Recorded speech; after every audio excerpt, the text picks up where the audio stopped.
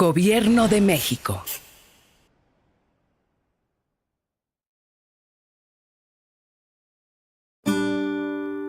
Su sustancia está hecha de evocación, recuerdo, rememoración y de lo que toma del porvenir.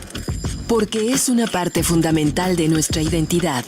Somos nuestra memoria. El programa del INA que nos lleva de viva voz con los especialistas. Muy buenos días, esto es Radio INA. La Secretaría de Cultura y el Instituto Nacional de Antropología e Historia los invitan a acompañarnos en una emisión más de la serie Somos Nuestra Memoria. Yo soy Salvador Rueda y en esta ocasión contamos con la presencia del músico, investigador, compositor Manuel Mejía Armijo. Me es grato dirigirme a ustedes para hablar del tema La música en tiempos de Hernán Cortés, lo que nos lleva a un terreno que además de que se junta con una efeméride, se junta con algo que es parte de las preguntas que ahora nos hacemos sobre cómo era el mundo hace 500 años, que es ¿qué tienen en la cabeza? ¿Cuál es el bagaje cultural de esta gente que llega de España y que trae no solamente ganas de pelear, trae muchas otras cosas, una forma de comer, una música? No sabemos si silbaban o no silbaban. Sí sabemos que venía un atambor, porque lo dice Bernal Díaz. Sí sabemos que quizá la primera música que hay ahí tiene que ver con redobles de guerra, etc. Pero además hay otra música. Está la religiosa, está la cortesana, está la popular. De todo eso vamos a ver qué tanto podemos ir cubriendo, Manuel. Bienvenido. Claro, pues mucho gusto para... yo creo que es un buen tema, e incluso con la incomodidad que puede causar, es un buen tema para reflexionar y para replantear ciertas cuestiones que a veces damos por hecho ciertas cosas y que ya si uno se pone a investigar, pues no son exactamente así, ¿verdad? Exactamente. Y bueno, pues un gusto estar aquí con ustedes para platicar. Pues vamos empezando. ¿Qué tipo de instrumentos musicales podía haber habido en América hacia 1519, 1521? Tengo entendido que ese tema, que es quizás uno de los temas menos estudiados, es decir, sí hay quien lo ha estudiado, pero me parece que es poca gente y además quizás también hay una carencia en la difusión de esos temas. Uh-huh. En general, el tema de los instrumentos antiguos mexicanos y de las principales culturas antiguas que desarrollaron la música es poco conocido. Y lo que más se difundió como a finales del siglo XX fueron algunas experiencias con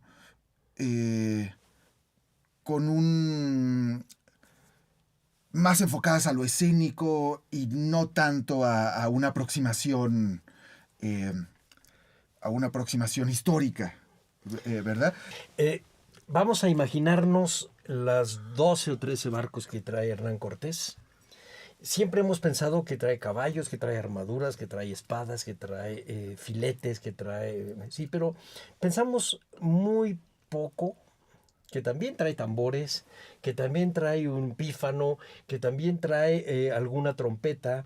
Es decir, no estamos acostumbrados a pensar que tienen oídos para la música. Y aparecen en los códices. La gente que está tocando el tambor, o aparece en el relato del cronista que dice, bueno, ahí va Canillas el tambor. Y no sabemos qué clase de música es. Cuando oímos de repente, los que no somos especialistas, sino simplemente oímos la música, de repente oímos música del siglo XV, XVI, vemos esta mezcla de un gusto todavía árabe, ajá, por un lado, pero por el otro lado música religiosa, muy occidental, Y otro tipo de música que tiene que ver con danzas y con algo un poco más alegre, cortesano, etcétera. Pero quién sabe si sea eso lo que ellos traían. Platícanos un poco, ¿cuál es el panorama cultural? Bueno, ahorita tú hablaste del panorama preexistente, el que ya estaba desarrollado. Pues seguramente el desarrollo es mucho mayor del que se ha conocido ahora. Eso es lo que yo puedo darme cuenta, así con lo poco que conozco del tema.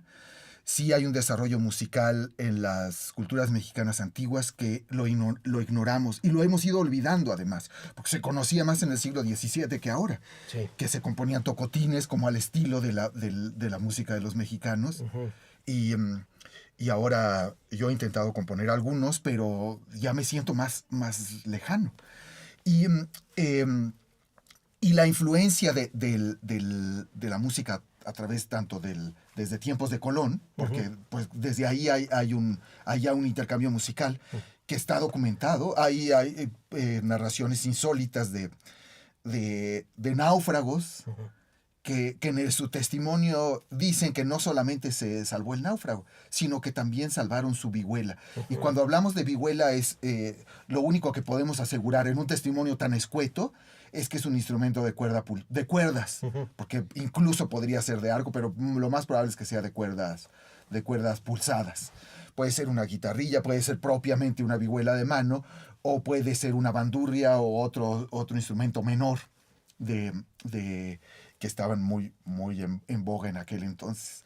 Ahora, específicamente en la crónica de Hernán Cortés, a mí desde hace muchos años me gusta mucho un artículo de Eugenia Rubina que se llama... yo lo rebauticé ese artículo, porque yo le pongo Ortiz Musicus, pero creo que ella le pone de otra manera, y pone un epígrafe un epigrama de Goethe, que dice, es más fácil detectar los errores. Hay que empezar mostrando los errores, porque la verdad, para encontrar la verdad puede que nos pasemos toda la vida y no logremos llegar que está tan profunda que no llegamos a ella. Pero los errores sí están en la superficie. Y esos hay que empezar primero quitando los que están más en la superficie y luego se va bajando. Y entonces ella desenreda un error, una afirmación infundada de que un músico que vino con la expedición de Hernán Cortés, de apellido Ortiz, Sí. Había fundado una gran escuela de música y había sido un músico muy importante, lo cual no se sustenta, no se enlaza, es más bien una falsa enganche de episodios históricos que forman un personaje que ya se vuelve totalmente imaginario. Que es como muchos personajes de nuestra historia de los, pues desde Nezahualcóyotl para acá, en donde lo que piensas es lo que quieres saber, así es. Lo que tú quisieras armar de un personaje. Así es. ¿No? En el caso de Nezahualcóyotl, con un modelo muy claramente bíblico de David frente a Saúl. Y en el caso de este personaje Ortiz y otros, Sí. Que acaban haciendo una escuela que no existió. O la escuela existió, pero no fue de esa Ortiz, persona. exactamente, Sí, porque hay algo de verdad en todos estos episodios históricos. Ok. Lo que no es cierto es esta unión entre... Hay una historia parecida con el caso de Hernando Franco, también otro músico, mira, sí. que se volvió muy simbólico, digamos, Sí. de este intercambio, de esta conjunción cultural encarnada en la música, ¿no? ¿Cuál es? Dime. Mi opinión en específico de la expedición de Hernán Cortés es que tenían poco interés en la música. Una, porque los testimonios que hay de músicas en general son protocolos militares. Sí. Y que son con la intención de causar temor, más que ni siquiera de una identidad propia de esa expedición, ¿no? Ni siquiera reforzar una mística, digamos, de esa expedición. Y bueno, más adelante, si quieres, podemos hablar de esos instrumentos, pero en general son instrumentos militares que hasta la fecha, si tú los ves cuando están en los protocolos militares, no les interesa mucho la música. Luego llevan los tambores todos rotos, pero lo importante es darles durísimo. Y los tambores están en pésimos. Te invito a que veas alguna vez de una de estas escoltas de tambores militares, y la afinación de las cornetas siempre es totalmente desafinada. Y yo me imagino que así era más o menos la de estas de los tambores rotos, las cornetas desafinadas. Pero por lo que yo te digo eso es que en el caso de estos músicos, de este músico Ortiz y otros dos que vienen el testimonio de Bernal Díaz del Castillo, que están enlistados, y dice, este es un músico que se enlistó. Parece ser que a uno de ellos los aceptaron junto con su compañero porque llevaban un buen caballo. Ahorita que mencionabas los caballos. Y después, cuando ya se bajaron a hacer una expedición peligrosa, dijeron, no, este es mal jinete. Quítale el caballo. Y entonces bajan con el caballo. Y ya cuando le dan algo a cambio, ¿no? del caballo. Pero cuando ya le quitan el caballo, esos personajes dejan de ser importantes, sí. Se perdieron por ahí, entonces quién sabe, pues sí pudieron haber tenido alguna actividad, eso sí es probable, pero ya no está registrado en la historiografía. Sí, yo recuerdo en un pasaje de Bernal Díaz que tocan el tambor, canillas y una trompeta en la primera batalla de corte occidental que hay en México, que es Cortés contra Pánfilo de Narváez. Y entonces ahí sí, la idea del tambor para causar temor, precisamente porque es el lenguaje de tu contrincante. Claro, claro. Y ahí sí el tambor funciona como parte de la parafernalia de la guerra. Así es. Ahora, estos tambores, el origen de ellos y de muchos de los alientos es de Oriente, son árabes. El tambor con un hilo se le llama tar también en algunas de las lenguas de Oriente, porque tar quiere decir cuerda. Entonces, cuando tú a una percusión le llamas tar, es porque lleva una cuerda atravesada que hace contacto con el parche, y eso hace un zumbido propio que hasta la fecha lo usan las tarolas. La tarola de batería también, pero las militares usan eso para que este zumbido prolongue el sonido o sea, uno da el golpe y no solo es el golpe, sino un zumbido posterior. Y para los redobles, pues hace un sonido constante que es muy propio como de esta tensión militar. Y este instrumento todavía lo puedes encontrar en el norte de África, en Turquía, en Siria, en Irán, en Irak, en fin, en muchos lugares de Oriente. ¿Y su forma cómo es, Manuel? Es una forma circular, Fíjate. no muy profunda. Es un tambor de marco, como podría ser una tarola sencilla, pero el marco es un poco más chico. Y el hilo es un hilo de tripa de animal que va amarrada al parche y se sujeta al otro lado. A veces tienen algunos sistemas para poder tensar esa cuerda, porque tanto la cuerda y el parche son sujetos a modificarse con el clima, a diferencia del que se usa ahora, que es de un material sintético y es impermeable a la humedad. Fíjate que me estoy acordando que durante 3 o 4 siglos a este instrumento les llamaban cajas. Les llamaban cajas, es cierto. Y entonces, en realidad, y bueno, en las pinturas, todavía claro. Sí. Y en las pinturas barrocas los pintan como un tambor moderno. Y ahora que me dices, no era exactamente esa la forma. Es que en el barroco ya estaba plenamente occidentalizado. Muy bien. Yo no sé, a finales del siglo XV, principios del XVI, o tiempos un poco antes de Hernán Cortés, cómo serían exactamente las formas, pero yo creo que durante este tiempo que hubo además tantas guerras, que España tuvo tantas guerras, no solamente las guerras de reconquista o luego las guerras de conquista, que además se juntaron casi en el tiempo, ¿no? Que es algo muy, muy, muy interesante de saber. La guerra con Francia en esa época había. Y además la pelea con las guerras con otros intereuropeas, ¿no? Ahora, yo sé que quizás sea brincarnos mucho, pero me quedé con una duda de lo que ahorita estabas platicando, que es estas historias legendarias. La de Ortiz es una, pero la de Hernando Franco es otra. Platícanos a los que no sabemos ni quién fue Ortiz y que apenas hemos oído alguna vez el nombre de Hernando Franco en alguno de los discos de la música antigua española. Platícanos de qué se trata. Hernando Franco es un polifonista importante que trabajó en la Catedral de México, si no mal recuerdo. Incluso me parece que fue maestro de capilla y se conservan varias polifonías importantes escritas, sí. Entre ellas una para el oficio de difuntos y que es un tipo de polifonía, digamos, que está en el estilo de la polifonía clásica del Renacimiento, que es tan importante en el oficio litúrgico de esta época y que tiene mucha influencia.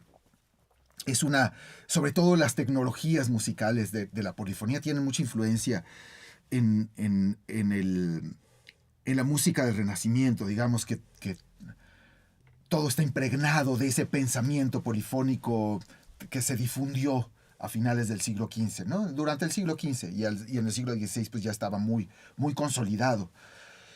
El mito que se hizo fue de que unas piezas en náhuatl estaban compuestas por él. Okay. Y el maestro Eloy Cruz tiene un artículo muy interesante que se llama La diferencia que puede hacer una letra, algo así. Se puede encontrar en internet. Y también va desenmarañando el equívoco, en el que han participado varios investigadores, además, porque luego los equívocos se forman como teléfono descompuesto, de que se toma al pie de la letra lo que a lo mejor una opinión de un lo tomas como un hecho. Lo tomas como un hecho y entonces ya lo justificas con un hecho que no se sostiene y entonces toma que esas piezas en náhuatl están firmadas por un Hernando Franco y que no necesariamente tenía que haber sido este. Que no es este, sí. Porque eso dice, algo. Es imposible que haya sido este, pero entonces dice que es otro Hernando Franco, que era indígena y que se puso el nombre de Hernando Franco. Es que es posible. Sí. Por totalmente. ¿Cuándo llega Hernando Franco español? No recuerdo, pero es todavía a finales del siglo XVI. Bueno, ya estamos hablando de efectivamente la entrada hacia el barroco, que es un poco lo que conoce uno de uno de los Hernando Franco. Pero de este Hernando Franco náhuatl sí, o en náhuatl sí hemos oído, claro, citando como Hernando Franco si fuera el español, ya en música casi del 17. Así es música probablemente de principios del 17, pero el nombre, dice, según nos dice el artículo de Eloy Cruz, dice, es más probable que sea Francisco Hernández que Hernando Franco, porque además hace como una inversión del nombre, está forzado para que quede como Hernando Franco. Ajá. Y te voy a decir que de cualquier manera suena totalmente razonable. Pocas veces pensamos que después de la caída de Tenochtitlan, uno de los, quizá el primer evento que exige Cortés a los vencidos es el bautizo. No por razones de evangelización, sino por razones del vasallaje al rey. Ajá. Es decir, el bautizo desde tiempos de Carlomagno era tiene un valor. Claro, reconozco al rey cristiano. Ajá, claro. Y Cuauhtémoc se llama Hernando Alvarado. Ajá, claro. Entonces, bueno, era mezcla de Hernán Cortés con Pedro de Alvarado, y hay un Hernando Alvarado que a partir de 1521 se llama Hernando Alvarado Cuauhtémotzin. Y entonces se empiezan a repetir estos nombres. Y se vuelve muy complicado, ¿no? Entonces, por eso es que es muy fácil caer en un equívoco como este. Y además, yo creo que lo que hay que entender aquí es que el concepto de autor, de compositor, en esta música del Renacimiento no es tan importante. O sea, también aquí estamos cayendo en un equívoco de la noción de compositor. Lo hacemos muy moderno. Lo hacemos moderno, entonces queremos imponer el concepto de compositor que tenemos en el siglo XX después de la ley de derecho de autor en un siglo XVI, que ahí es la herencia medieval del autor y de una composición más colectiva y que además yo creo que en este sentido cae muy bien, embona muy bien, digamos, con el pensamiento mexicano originario y que también no... el patrimonio colectivo también es algo muy bien entendido y, y por eso el querer hacer un personaje muy importante como este Ortiz o este Hernando Franco como que nos simbolice algo que no terminamos de entender y que a lo mejor personificarlo nos facilite las cosas, que es algo que se da en la historia, ¿no? Claro, Como, bueno, es el peso, la carga simbólica de la historia. O sea, no importa que lo esté inventando, lo que importa no es la exactitud, sino su peso simbólico. Así es. Y yo lo que cuestiono en este caso es que a lo mejor en querer erigir un símbolo de este tipo, en lugar de ayudarnos a entender mejor la historia, nos ayuda a conformarnos con una verdad a medias y cuando para mí es totalmente pertinente el que continúe la investigación sobre este tema. Yo por eso quise plantear el tema del cancionero de Palacio porque es una manera de dar un panorama de cómo se estaba configurando una modernidad, o sea, y cómo en la música se influye y cómo algunas tendencias del pensamiento humanista están configurándose en estos tiempos. No es algo que ya esté, o sea, también este mito civilizatorio de que ya el conquistador hizo un camino andado y entonces por eso le da derecho a imponerlo al conquistado.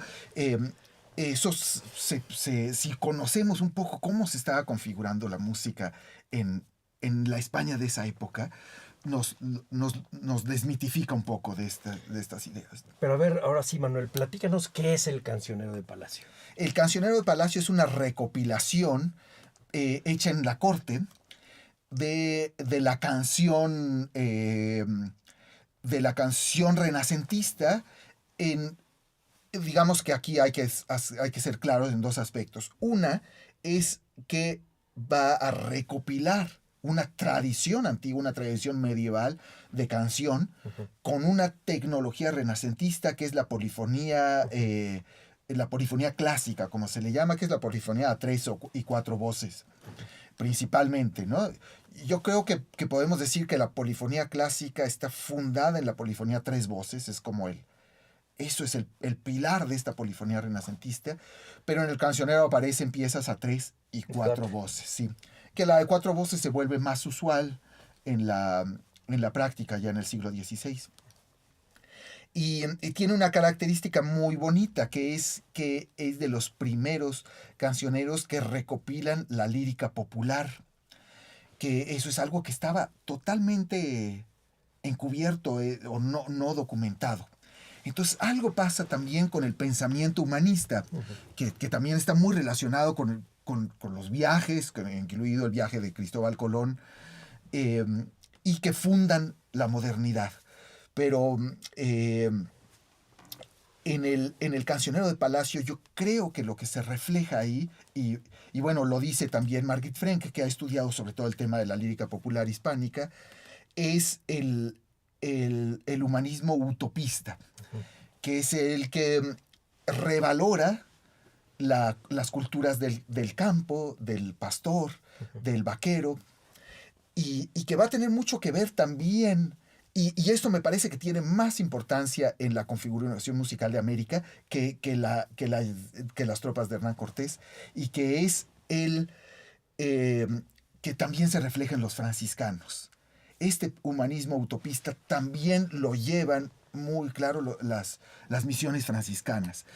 ¿Y qué es lo que sucede aquí? ¿Qué es lo que hace el Cancionero de Palacio? Que hace visible una cultura que estaba negada, invisible o desvalorizada, que es la lírica popular, que como bien dice Margit Frenk, y cualquiera yo creo que se meta, tanto poeta como músico, a conocer el Cancionero musical de Palacio, su mayor valor es la recuperación de esta lírica popular. Son las piezas que como obras artísticas, como obras expresivas, tienen mayor valor. Y esto se refleja en el franciscano, que también respeta, digamos, la externalidad de las culturas originarias. Pero fíjate, para gente de mi edad, hablar de un cancionero, de entrada pensamos en una recopilación de canciones en un documento. A lo mejor para una persona joven ahora le hablas de un cancionero y no entiende bien. El cancionero de Palacio es una compilación que se vuelve un documento. Es un documento, sí, sí. Y por tanto es sujeto a todos los análisis que hacen los historiadores de este tipo de temas, y que está documentado, está en papel o en pergamino, en como lo hayan tenido. Ajá, sí, y que puede ser consultado. Y que de hecho es difundido. Así Porque es. si no fuera difundido, los franciscanos no podrían haberlo usado. Y te voy a decir por qué hay una cosa interesante. Hay un códice, el de Santa Catalina Texupan. Es 25 años después de la conquista. Estamos hablando de mediados del 16. Ajá. Y ese códice es básicamente un documento administrativo de un pueblo de la zona de Oaxaca. Santa Catalina Texupan, que todavía existe. Ajá. Y lo que más les importa es comprar instrumentos musicales para la iglesia. Ah, sí, sí. Y compran trompetas, y compran sacabuches, y compran unos tamborcitos, y compran la campana. Un bajón, muy probablemente. Exactamente. Seguramente. Que es un fagot antiguo. Sí, sí. Y que ahorita te comento porque es muy importante. Pues porque hay una parte que la conquista, lo dijiste muy bien, no son las tropas de Hernán Cortés, es la aceptación por parte de ellos de esta línea cultural que es la música. Así es, así es, así es. Y bien dices que es un documento muy importante en su época y eso se puede ver, que esta revaloración de la lírica popular, sí, digamos que estos cancioneros y quizás el romancero viejo, que también aparece ahí a principios del siglo XVI, van a dar paso a una gran ola de revalorización de la lírica y la canción popular, que va a llegar a Cervantes, a Lope de Vega, a estos autores que ya manejan este tema, ya de una manera, ya no solo como recopiladores, ya ellos mismos como creadores tienen eso adentro, tienen eso interiorizado. Entonces ellos pueden componer ya unas coplas al estilo popular con una naturalidad o utilizarlo o reelaborarlo de maneras muy complejas y vamos llegando hasta el barroco, ¿no? Pero digamos que se dio este procedimiento por eso también tiene una gran importancia en su época y yo también quiero decir algo, tiene una gran importancia en esta época porque es un documento muy, muy grande, cerca de 500 composiciones, que sigue teniendo un gran valor en este siglo XXI, porque aparecen joyas que nadie ha escuchado y dices, qué bella canción, qué manera de expresar los sentimientos de una mujer joven que ya no hay canciones así que expresen eso. Son sentimientos tan universales que podrían seguir habiendo canciones. Pero a ver, ¿cómo se oían? Ahorita me acabas de hablar del bajón. Yo te hablaba de los sacabuches y de cómo se oían. Siempre me ha quedado un poco la duda si lo que nosotros escuchamos de los distintos grupos de música antigua se aproximan o no a cómo se oía la música en esa época. Yo no sé si aquí hay dos versiones. Yo suelo hacer esta comparación y bueno, espero que no se tome a mal. Hay un disco muy bueno del cancionero musical de Palacio de Esperión 20. 21, sí, 20. O de Jordi Sabal. Sí. Sí, 20, porque creo que se llamaba 20 en el siglo XX, ¿no? Y ahora 21. Sí, y ahora 21. Pero creo que y salió sí en el siglo XX. Sí. Y a principios del siglo XXI, con el grupo Segrel, hicimos el disco que se llama La Antigua Lírica Popular, la Antigua Lírica Popular Hispánica, que lo que tomamos como guía es el nuevo corpus de la Antigua Lírica Popular Hispánica de Margit Frank. Entonces, en el disco de Jordi Sabal tú puedes escuchar muy bien documentado el instrumental de la corte. Porque dice Margit Frank, estas canciones populares, ahí viene canción cortesana en el cancionero de Palacio y canción popular. Pero la canción popular entró a la corte con la vestimenta de la polifonía y que podía tocarse con todo el instrumental de la corte. es decir, los instrumentos de cuerda pulsada como el laúd, la vihuela, la bandurria, la guitarra renacentista, los de cuerda frotada como la viola da gamba, todas con todas sus familias, sus familiares, las flautas de pico, los familias de sacabuchas, crumornos, curtales, las percusiones varias que ya estaban, digamos, el arpa, una gran variedad de instrumentos heredados de la cultura medieval. Y de esta España de las tres culturas, digamos, con los árabes y los judíos, que pues enriqueció muchísimo el instrumental, ¿no? Y en la versión del grupo Segrel, lo que hacemos es distinguir lo que es la lírica popular de la lírica cortesana y volverla un poco por naturalidad, volver un poco a de dónde provino esa música. No nos interesa específicamente la interpretación dentro de la corte, sino como una canción que ya viene desde antes, ¿verdad? Uh-huh. Entonces utilizamos a veces solamente la viola da gamba y el laúd, que toca la polifonía, porque esta manera de escribir en polifonía permite muchas maneras de interpretarlo. No tiene que ser una capilla vocal, uh-huh. No tiene que ser tampoco una capilla instrumental de la corte. Esto te permite leerlo perfectamente bien con un instrumento de cuerda pulsada y la voz, nada más. Uh-huh. Y así lo dejaron patente una serie de vihuelistas españoles del siglo XVI, que lo escribieron así, este tipo de música, ¿no? Casi todo esto es el género de villancico. Uh-huh. Esto da el género predominante de canción no religiosa, era el villancico. Uh-huh. Después, incluso en el siglo XVII, entra también como canto para litúrgico o para las fiestas de la iglesia.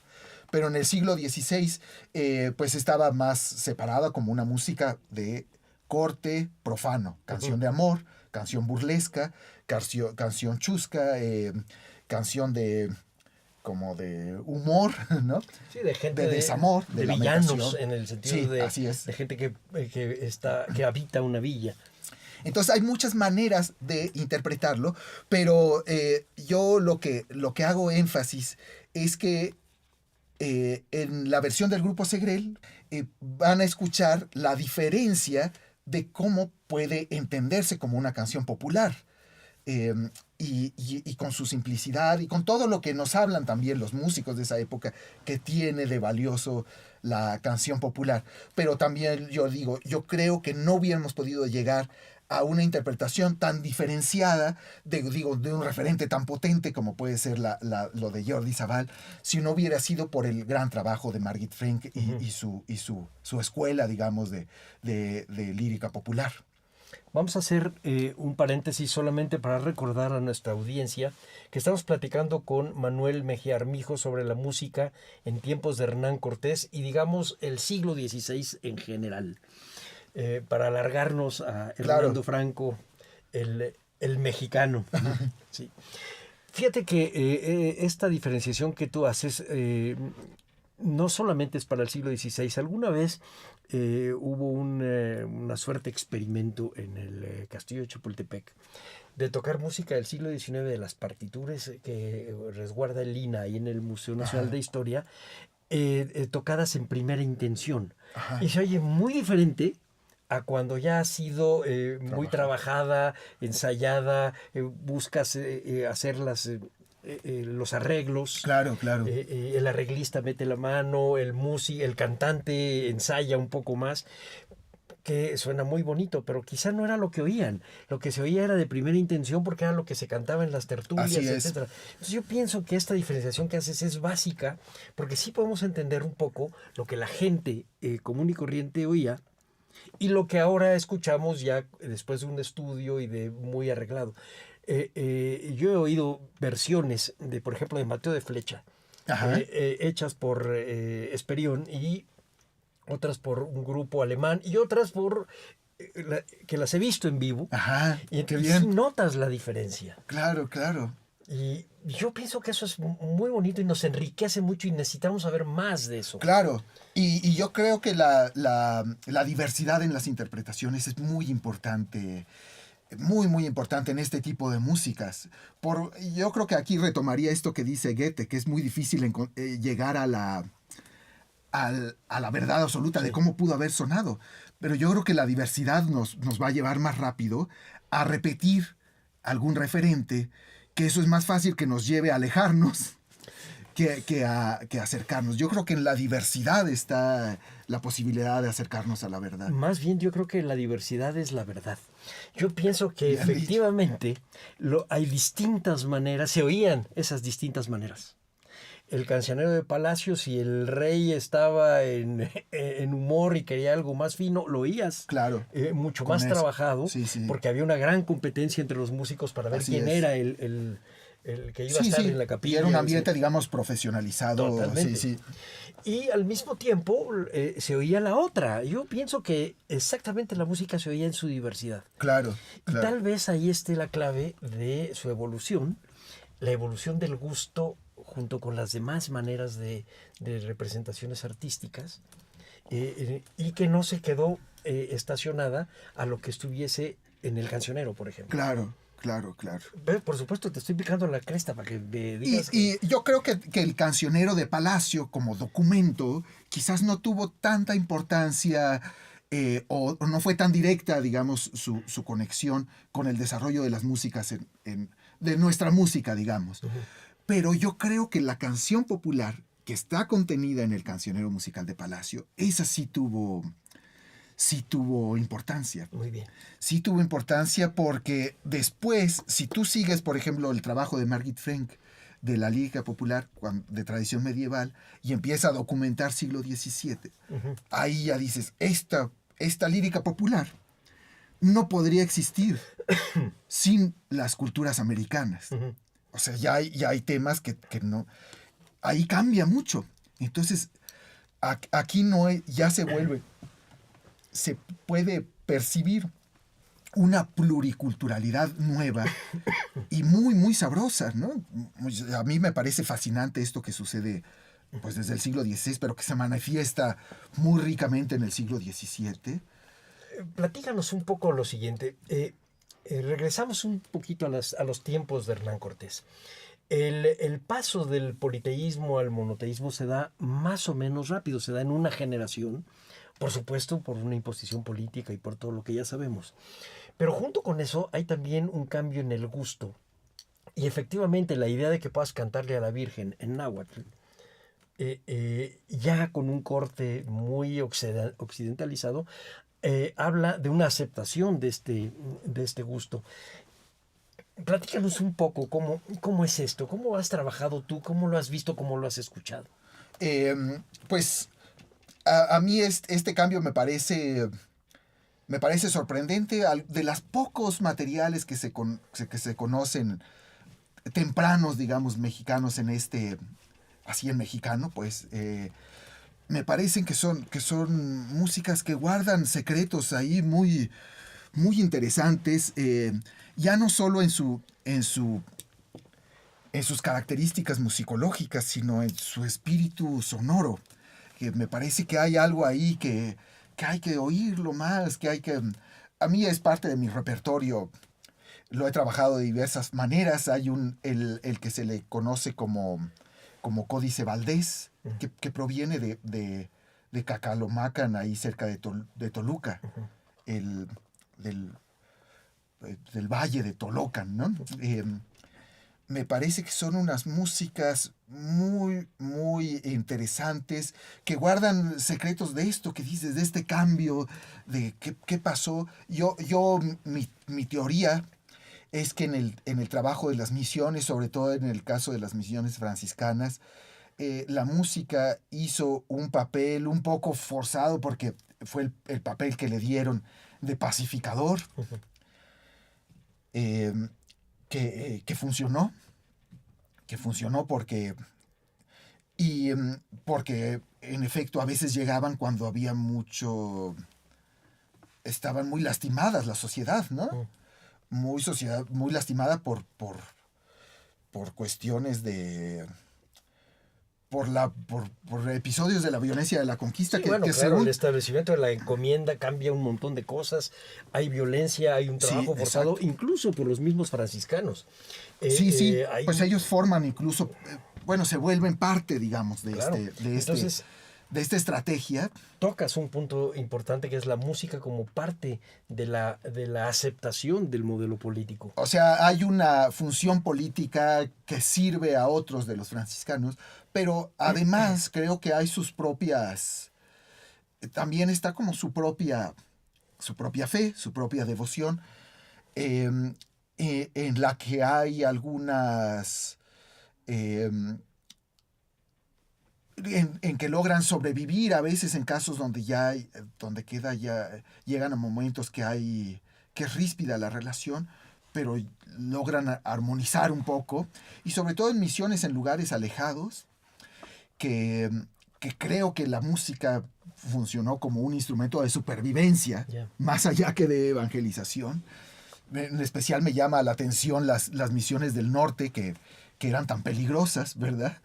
Y que lograron sobrevivir ahí, y que hay testimonios de que la música era algo que decían, vamos a acercarnos porque esto se oye muy bonito, a esto, algo bueno a de ver ahí. Sí, sí.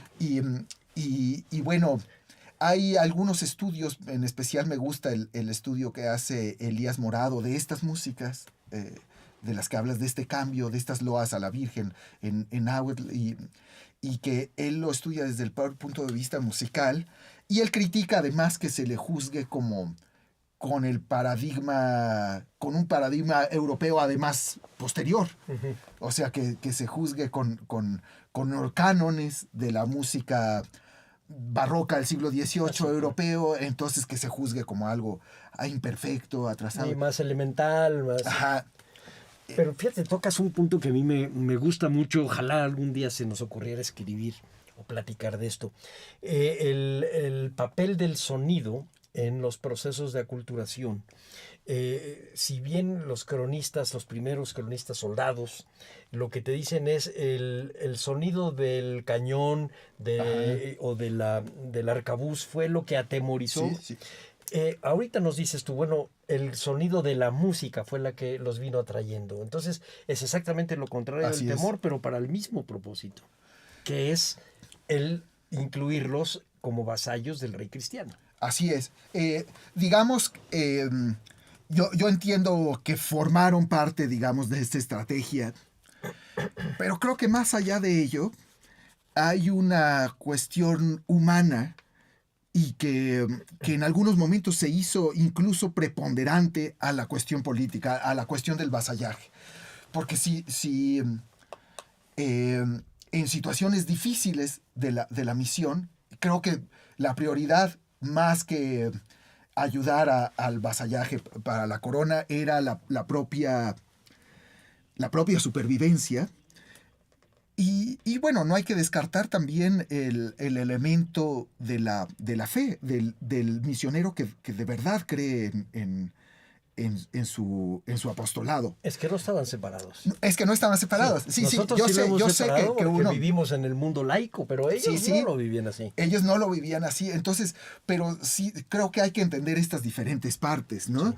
Es decir, la iglesia como al servicio de la estrategia de vasallaje de la corona, pero la iglesia también en su vida cotidiana, en su vida más doméstica. Es que son también vasallos del rey. O sea, hay que Sí, entender sí. esa parte. Y las diferencias en el norte, seguramente con mucho más pues elementales Así y con es. menos instrumentos, pero te vas a la Mixteca y te sorprendes de las pipetas, de los órganos, y dices, y además en el siglo XVI. Claro. O sea, gente que tiene a la música como parte de su vida cotidiana. Yo pienso en los pueblos indígenas de la Mixteca en el siglo XVI que no tuvieran música.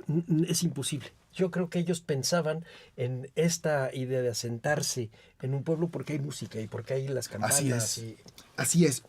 Porque también fue una labor que hicieron los franciscanos, que es una estrategia generalizada de juntar, de que los pueblos no estuvieran dispersos como solían estar, sino juntarlos para tener mayor control.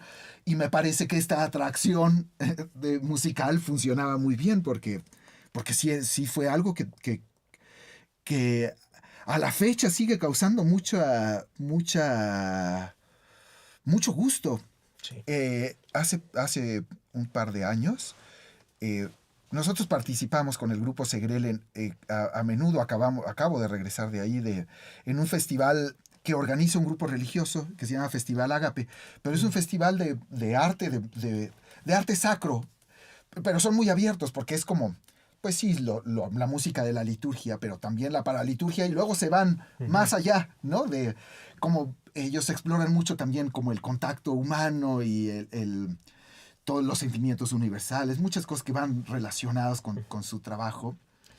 Pero bueno, por eso me he dado cuenta de la importancia que tiene para un religioso la música. Y además, pues en este caso de este festival, el respeto que tienen por el artista, y entonces lo transmiten a los feligreses de ellos, se vuelven unos grandes aficionados a la música. Claro, y la importancia local del músico. Así es.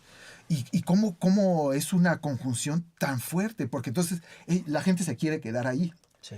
Pero se quiere quedar también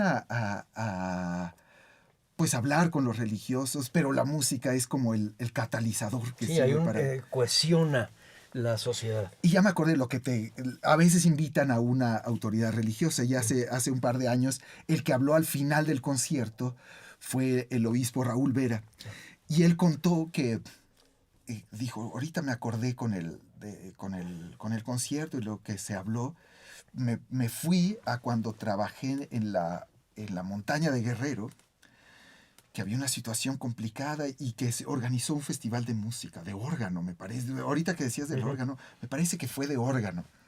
Me gustaría tener el discurso completo, creo que lo grabé. Y dice que le impresionó muchísimo y que a él como persona, en ese momento se dio cuenta del poder que tenía la música. Para él. O sea, fue el descubrimiento personal. Pero lo vio un poco reflejado en esa misión que hizo, una misión cultural, 100% cultural. Pero ahí es cuando con esta experiencia, con este grupo religioso, que me he dado cuenta cómo música y devoción también van muy de la mano, independientemente del papel político que estén jugando, ¿no? O sea, para la supervivencia de la propia misión y pues el contacto con la gente, que es tan importante para un misionero, la música juega un papel muy importante y pues cuando menos en este caso de este grupo lo saben valorar a cabalidad. Pero además reflejan algo que quizá va a una parte muy profunda de nuestra cultura. Fíjate lo que pensé ahora con lo que nos estás contando. La región de la montaña, en un momento difícil, probablemente, como mucho pasa en la montaña, violento. Ajá. Y sin embargo, son capaces de sentarse y valorar la música de otro modo. Y de repente entonces yo me fui a lo que inició esta plática, que es Hernán Cortés pensando en cómo está reclutando gente con armas, y le llega el del tambor, y le llega el de la trompeta, y va con su caballo, se lo quitan, sí, pero no le quitan el tambor, y sigue funcionando el tambor. Y además, en sus crónicas habla de la música de los mexicas para el momento de la guerra, que llega un momento en que los ensordece. Y decía Bernal Díaz, es como si hubieran estado tocando campanas todo el tiempo y de repente se callan. Ajá. Como la misma persona que va dispuesta a la guerra y a depredar y a conquistar o a que lo maten, es capaz de tener un momento que ahora nos parecería, digamos, contrapuntual, porque lo que le interesa es la paz que le da la música. Yo pienso que el trabajo de la música en México debería de ser mucho más profundo y mucho más extensivo en esta función de rearmar el tejido social. Yo nada más quiero comentar que yo supongo que el músico que venía ahí no era porque tocara el tambor. Yo creo que el tambor lo sabían tocar casi, eso, pues hasta la fecha es así. Realmente no son músicos los que tocan los tambores militares, ¿no? Saben hacer eso como parte de su formación militar. Yo creo que el músico sí tenía un conocimiento musical mayor. Ya. Yo creo que si le llamaban así el músico... No, le llamaban es que el sí. atambor. Ah, pero es que Ortiz sí le dicen... Ortiz sí. Sí, ese sí le dicen, era músico. Músico. El atambor es como una función que es el que le toca... Que era Canillas. Ajá, sí, sí. Pero te voy a decir por qué me parece importante. Porque para los pintores ya barrocos, cuando están pintando las escenas de la conquista, las que no son religiosas, aparecen los músicos siempre. Ajá. Y entonces puedes ir reconociendo cuál es el pasaje de donde el pintor está abrevando para hacer su cuadro. Ya, su composición. claro. Es la música otra vez.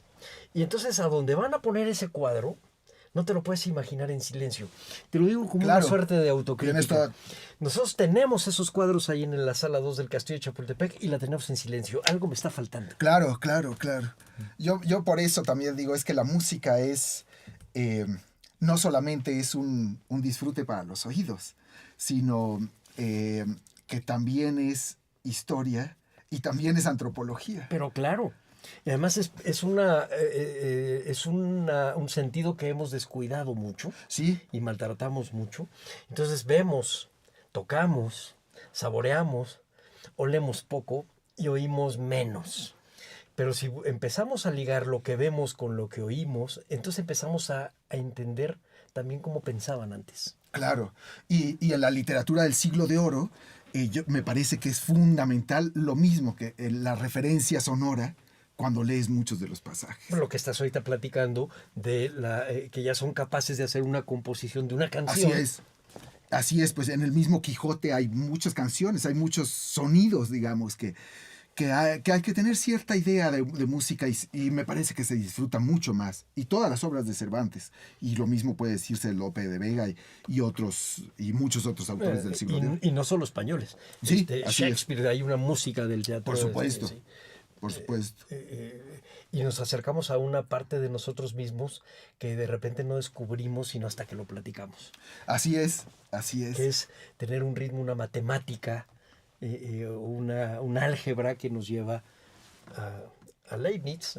Dios cantaba en álgebra, decía él. Ah, qué bonito. Sí, sí. Ya en la época barroca, pero quiere decir que la música estaba ahí Así es, como parte de uno de los saberes imprescindible. así es. Y que cualquier actividad humana tendría que tener su música.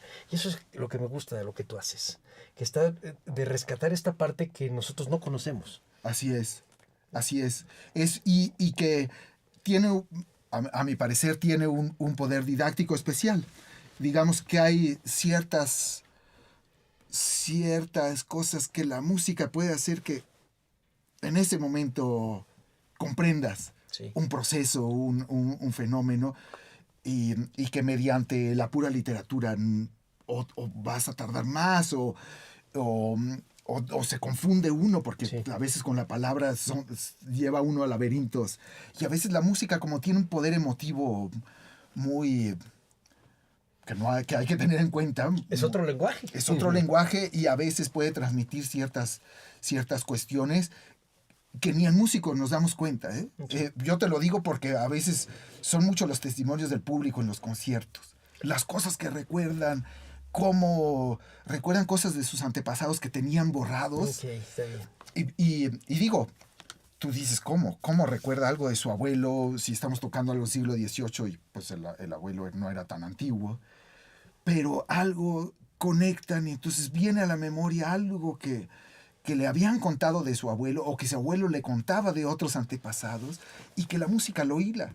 A mí me ha pasado eso cuando leía, fíjate, trabajos de Marguerite Frank. Ah, sí.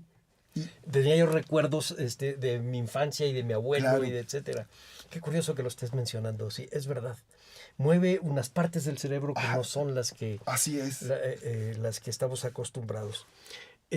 Veme platicando un poco qué es lo que piensan hacer, por dónde va tu investigación y qué horizonte tienes de difusión de la música y del conocimiento de la música. No todo es música, sino también estudios sobre la música. Claro, bueno, en este momento estoy trabajando 3 proyectos que tienen que ver con la historia de la música.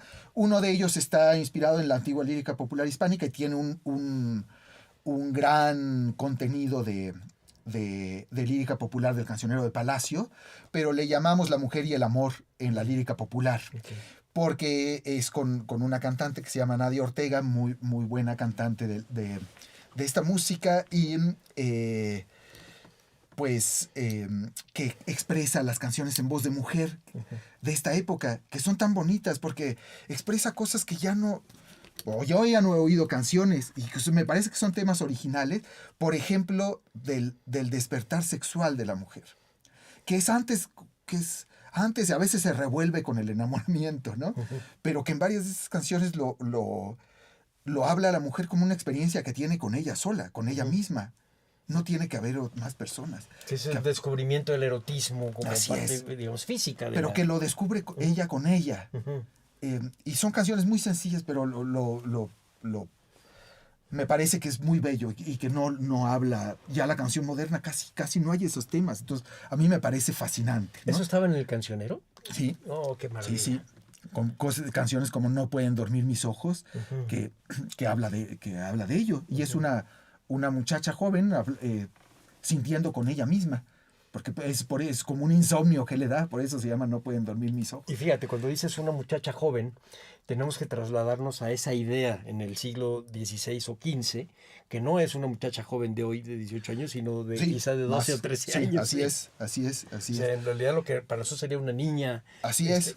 Y como que no tiene voz, en el día de hoy no tiene voz. No, exacto. Y en ese entonces sí tenía esa voz que además, te digo, es antes del enamoramiento, es algo que pasa con ella y lo expresa muy qué bonito. Maravilla. Tenemos otro programa también que a mí me interesa mucho, o un par de programas que a mí me interesa mucho en específico poder trabajar en conjunto con el INA Estado de México, en especial, que es sobre el camino real el camino real de tierra adentro y todos sus ramales, los caminos de arrieros, digamos, que en el Estado de México fueron tan importantes. Sí, claro. Y que el programa se llama De México a Texas por el Camino Real, porque lo hago en conjunto con un músico tejano que ha estado investigando las músicas antiguas de Texas, y que lo sorprendente es que hay mucho en común con las músicas antiguas del centro de México. Okay. Muchísimos. Hay temas que dices, ay, ¿a poco este es de Texas? Pues sí. Y bueno, pues hay parajes que me parecen tan preciosos y que están nombrados por la UNESCO como Patrimonio de la Humanidad. Pero hay algunos parajes que son naturales, digamos, pero a mí me parece que estar ahí. Acabamos de hacer una sesión ayer ahí en Soyaniquilpan, que es un bajo del río, por donde pasa el Camino Real, que puede pasar por el río, que se podía pasar con las recuas de mulas y todo. Y es un bosque de ahuehuetes, pero que estar allá adentro me parece que es aún más conmovedor que estar dentro de una catedral. Okay. O sea, te transportas a la época de los antiguos mexicanos, pero también ya a la época que había caballos y burros y mulas. Y puedes sentir ahí todas las historias que han sucedido en ese camino y que ahora está pues ya, digamos que deshabitado en ese sentido. Y ahora todos van por la autopista que queda ahí cerquita por la México-Querétaro, y ese lugar ya quedó en silencio. Entonces a mí me parece que ahí es una catedral de cultura que habría que volverle a dar vida. Pero cuidándola, porque si no somos capaces de... No, sí, claro. A eso me refiero, que es una... que debe de venerarse y cuidarse como... Pero también usarse, ¿qué es esa también parte usarse, sí, también usarse. Ese es el asunto. Y ahí pues casi no va la gente. En fin. Y también trabajamos la música de Chalco, que también la tienen aquí en la Fonoteca del INA. ¿Ese sería el otro proyecto? Ese es otro proyecto, que es un proyecto de investigación que hicimos, que me gustaría después darte un libro. Después te lo traigo, te lo dejo aquí. Sí, gracias. Y que es una serie de música de danza del siglo XVIII que proviene de Chalco, que su dueño era de Chalco, y que tuvo mucha influencia en la Ciudad de México y todos los alrededores, todos los demás aún hasta tiempos de después de la independencia. Que entonces también me parece una parte de la cultura que habría que revitalizar, que vuelva a formar parte de nuestro patrimonio cultural. Para terminar, Emanuel, dinos qué podemos leer para acercarnos un poco a la música de este periodo transicional del siglo XVI y finales del XVI. ¿Qué podemos leer simplemente para interesarnos y empezar después a preguntarnos más cosas? Muy buena pregunta. Pues a mí me gusta mucho leer las fuentes originales. No sé si todo el mundo le interese. A veces leo de manera, no lo leo completo, sino que voy buscando y luego avanzo más rápido cuando me interesa menos. Pero bueno, están las cartas de relación de Hernán Cortés, que no deja de ser un tema interesante. Yo creo que vale la pena leerlo varias veces. Está el testimonio de Bernal Díaz del Castillo, que fue el del que más hablamos ahora. También me parece muy interesante otros libros, tanto de los misioneros franciscanos, y bueno, la crítica de Bartolomé de las Casas. Me parece muy interesante leerlo también con la visión que tiene, que se ha trabajado, que tiene Enrique Dussel del encubrimiento del otro. Me parece muy útil aplicarlo a la musicología, porque me parece que seguimos siendo víctimas de muchos como de diferentes corolarios del mito de la modernidad. Y que a veces como de construir esto puede ser muy útil, puede como dejar más transparente el panorama y ver las cosas con mayor claridad. Pues esta misma fuente de esta serie de conferencias de 1992 o 94, que se llama El encubrimiento del otro, me parece muy interesante, específicamente para los que estamos interesados en la historia.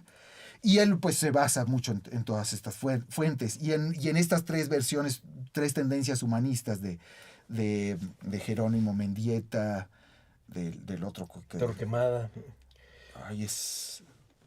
Se me fue el otro, el nombre, el que justifica la guerra y que justifica la violencia en la evangelización, que además es muy famoso por Ginés de Sepúlveda. Ginés de Sepúlveda, sí. Y luego la otra tendencia, que es el que critica que es Bartolomé de las Casas, sí. Y él pues hay varias fuentes muy interesantes que con esta visión pues se antoja leer, se renueva el gusto por leer estas fuentes. Y además me parece que las conferencias de Dussel son muy, muy accesibles. Como filósofo pues se agradece que sea tan inteligible para cualquier no filósofo. Y sobre la música en particular, sobre tu trabajo, ¿qué podemos leer? Sobre la música, pues ahorita recomendé estos artículos el del maestro Eloy Cruz. Recomendé también los artículos del maestro que es músico, es un músico joven que se llama Elías Morado. Recomendé también el artículo, que son artículos pequeños, no les va a llevar mucho tiempo leer, de Eugenia Rubina, que es sobre el caso de Ortiz Musicus. ¿Esos dónde los podemos encontrar? Estos tres que recomendé se pueden encontrar en internet. Y como no son muy amplios, pues los pueden imprimir incluso. Ahí hay acceso totalmente directo ahí para que y bueno, en los tres artículos hay bastante bibliografía que también conviene leer de la historia de la música en México, de varias cuestiones de bibliografía obligada de Gabriel Saldívar. Hay varios, pero me parece que estos artículos más recientes dan una luz para leer con más cautela estas fuentes tan utilizadas de Stevenson, de Gabriel Saldívar, que tengo entendido que no se ha rehecho obras parecidas, pero ya a la luz de estas nuevas revisiones que me parecen muy pertinentes. Y bueno, yo por eso les digo que primero lean estos artículos, lean lo del encubrimiento del otro, porque yo leo muchas cosas de historia de la música en México que me parece que no son muy precisas y que dan una idea como muy simplificada de los procesos históricos en la música, y que no abundan o no problematizan cosas que hay que hacerlo porque no es suficiente. No nos han bastado estas, no las podemos tomar como ya unas verdades con las que podemos quedarnos ya. Canónicas, exacto. Y los discos que les recomiendo, aquí están en la fonoteca del INA, el libro de la antigua lírica popular hispánica del Grupo Segrel, es un disco libro que ahorita está agotado, pero está aquí en la fonoteca, se puede consultar, y es con las notas participa Margit Frank, y es un disco pues que es la música de la época de Hernán Cortés que estamos hablando, pero digamos como esta tradición medieval heredada de la cultura hispánica, de la España de las tres culturas, y cómo a través del tiempo ya es parte también de nuestra música, porque ahí va a aparecer la chacona, la zarabanda, todos estos temas que son parte de la lírica popular, música para bailar y cantar, pero que ya no es europeo, ya son las manifestaciones propiamente novohispanas y antecedentes de las mexicanas. Así es, ya las podemos considerar como músicas mexicanas, pero músicas mexicanas, que eso estamos poco acostumbrados a sentirlo así, músicas mexicanas que dominaron el mundo, porque hasta Bach hizo chaconas, Porcel, todo, o sea, fue una música que irradió una influencia tan grande en el siglo XVIII. Se hicieron composiciones tan referentes, tan fuertes, que todo el mundo se olvidó de dónde venía. Que yo creo que está muy relacionado a este surgimiento de la chacona, porque es el nombre de un pueblo de Michoacán, y que hubo un convento agustino. Yo creo que durante ese periodo agustino fue que ellos eran muy dados a hacer como ensaladas. Ahora que hablabas de lo de Mateo Flecha, como hacer ensaladas, cosas festivas relacionadas con la iglesia, pero también muy populares. Entonces yo creo que parte de alguno de estos autos o ensaladas o loas tenía este tema de la chacona y se hizo famosísimo. Fíjate, y se difundió por todos lados. Que me dices eso. Yo escuché alguna vez de Esperión una chacona, pero habla del periodo árabe. Claro, es que se hacen romances de la chacona y puedes hablar de lo que te dé la gana. Ya. Yo no conocía el del periodo árabe. Pero luego te lo enseño. Sí, pero unos cambian a chacona por Pamplona, entonces ya son, digamos, chaconas españolas. Sí. Y otra que aparece en el corpus de Margit Frank, que dice vámonos a Tampico, y que habla del puerto de Tampico. Y esta se llama Vámonos a Chacona. Y está hablando de nombres árabes. Sí. Sí, muy bien. Pues hay otra que habla de Barcelona, que creo que también la tiene Jordi Savall. Seguramente. Pues esas sí no se le van. Las de Barcelona no se le van. No, yo creo que no se le van. Y es de Juan Arañez, de un español del siglo XVII. Pues es un tema que da para mucho y para armarlo casi cronológicamente. Ahorita hicimos un panorama, un paisaje gigantesco. Pues sí, es que es un tema muy amplio y muy complejo, ¿no? Sí, es un tema muy complejo. Y casi lo tenemos que abordar así. Sí, es verdad. Pues nos ganó el tiempo, Manuel, y tengo que darte las gracias por tu participación. Realmente es un tema enorme que creo que va a dar para muchas pláticas. ¿Podemos invitar al público al coloquio? Claro, invítalo, por favor. Jueves 31, el maestro Jesús Aguilar Vilchis va a dar el tema de un panorama de la música durante el virreinato y va a hablar de lo que nosotros empezamos a hablar, del instrumental mexicano, del instrumental europeo, del instrumental árabe, todo el instrumental africano, todo lo que coincidió, digamos, desde un punto de vista, sobre todo instrumental, en el panorama de la música a principios del virreinato. Qué maravilla. Y también aprovecho invitarlos. Yo participo en una obra de teatro en el Centro Cultural Helénico, en el que toco el laúd renacentista, que se llama La Abadesa de Belén, y está situada en en la Casa Belén, o fue después un colegio de mujeres en Belén, donde está ahora, queda una capilla y se le llama ahí Arcos de Belén. Es una obra de ficción muy interesante que aborda el tema de la violencia de género de una manera muy, muy, muy, muy, muy interesante. Y pues está situada históricamente en el siglo XVII de la Ciudad de México. Y está también los jueves, pero esto a las 20:30 horas en el Foro La Gruta del Centro Cultural Helénico, octubre y noviembre. Pues quedan invitados a verlo. Pues muchas gracias, Manuel.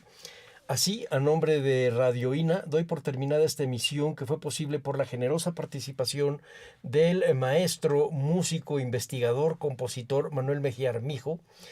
Gracias a nuestros escuchas por su atención.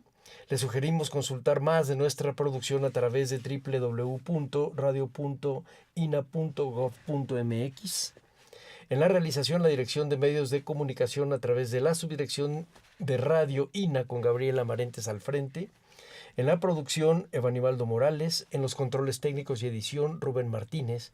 En el apoyo, Marta Hernández, Paula Bedoy y Jerónimo Cuevas. Yo soy Salvador Rueda. Hasta la próxima.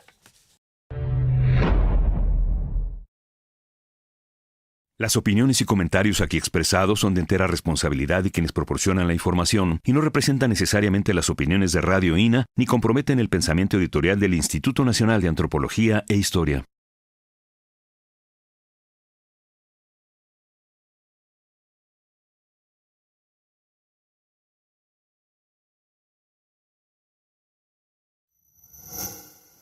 Gobierno de México.